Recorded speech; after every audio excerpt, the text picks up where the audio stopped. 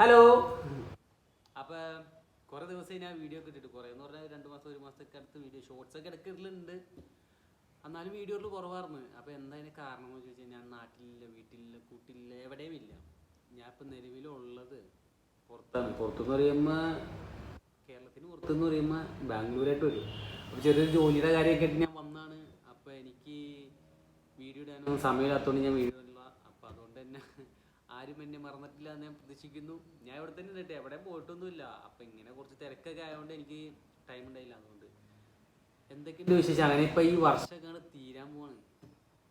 ഈ 2023 തീർന്ന് 2024 എന്തൊക്കെ പണി വരുമെന്ന് നമുക്ക് കണ്ടറിയാം.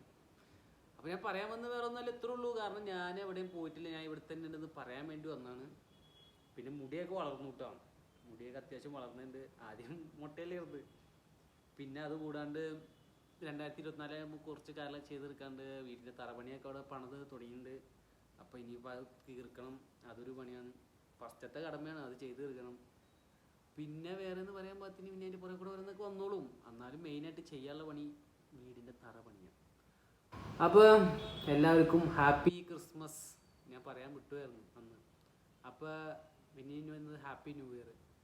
അപ്പോൾ എല്ലാത്തിലും ഞാൻ അപ്പം പറയുന്നില്ല, അതിങ്ങനെ ശീലമായിപ്പോയി. എല്ലാത്തിലും വേറെന്തോ പറയാൻ മറന്നു.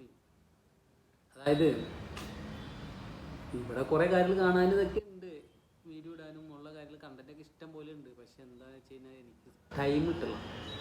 ഞാൻ ഓരോന്നിൻ്റെ പുറകെ കൂടെ ഓടിക്കൊണ്ടിരിക്കുക. അപ്പോൾ അതിൻ്റെ നേരെയുള്ളൊരു ഓട്ടത്തിൻ്റെതായതുകൊണ്ട് എനിക്കൊന്നും ചെയ്യാനുള്ള ടൈം കിട്ടില്ല.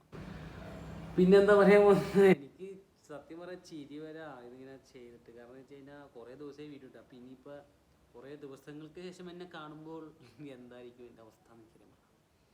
അപ്പോൾ ഞാനിപ്പോൾ ഇനിയിപ്പോൾ അടുത്ത വീഡിയോയിൽ എന്തെങ്കിലുമൊക്കെ ആയിട്ട് ഇങ്ങനെയൊക്കെ പോരാട്ടോ.